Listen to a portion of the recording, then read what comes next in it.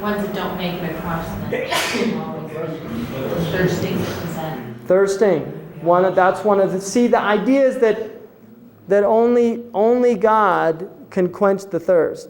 And if one was attempting to quench the thirst in this world by other than God, then they failed in what their task was, which was to be quenched through closeness and not distance. So it goes back to this idea of rahmah, mercy, and wrath, that you bring wrath upon yourself.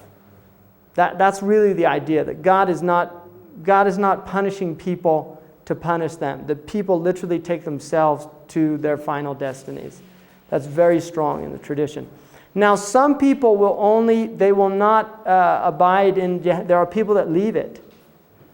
There's an interesting tradition. I mean, this is just a story, but there's an interesting tradition because the Prophet Muhammad said, "How people die, that's how they're raised up, and how they're raised up is how they're judged." And there's a story of a woman. They tell that she never did one kind deed, except once she was going into her house and a carrot dropped. And a cat came and took the carrot. And this is based on a hadith that the Prophet said there will be people punished because they did not feed animals that were in their responsibility, that they're actually punished for that. It's like a responsibility. And so this person was going to go get the carrot, and then just decided, no, I'll let the cat have it.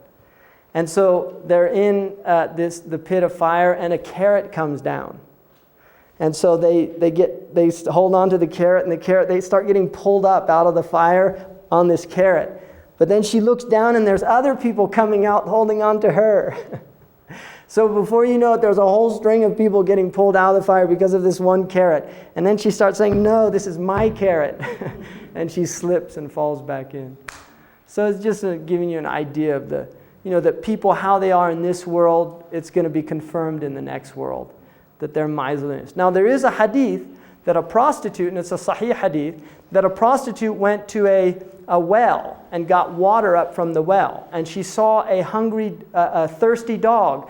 And she said, "This dog is thirsty like I am." So she put her shoe down and brought water up and quenched the thirst of the dog. And the Prophet said for that she was forgiven and given paradise. There's another tradition that says that a man, he used to loan money, and he would tell his agents, go out and ask to be repaid, and if they don't have the money, tell them not to worry about it. And so the Prophet said that when that man is brought before God, God says, "I'm more generous than this man in forgiving his debtors," and he forgives him. So if you look in the Islamic tradition, there's very, very strong emphasis on forgiveness and rahmah. But there's also an emphasis on wrath. There's a balance here. Even though the Muslims say God's rahmah is over his wrath. And there's a tradition that says that God's mercy is 99 parts. And only one part did he send down to the earth. And by that part of mercy, a mother shows mercy to her child. A foal raises its leg. The mare raises its leg from stepping on the foal. So the idea is that all of the mercy in this world that we see is only one small portion of the mercy of God. So there is a strong emphasis on God's mercy. But there's also a strong emphasis on the wrath. What happens about, say, your citizenship in a country causes problems, pollution, death? Right. And would it be a part of that citizenship or not? I think there's definitely accountability on all levels. Muslims believe in accountability, that complacency is, the Prophet said, being silent about something is showing contentment with it. So if you're silent about a thing, it means that you're complicit in the action. So unless to speak out against it would endanger your life.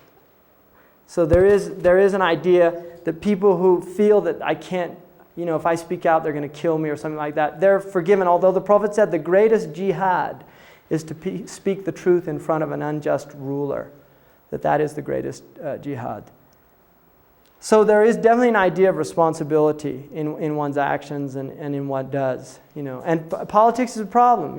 Henry Thoreau, he got arrested for not paying his taxes because he felt, the government supports slavery and he didn't want to support a government.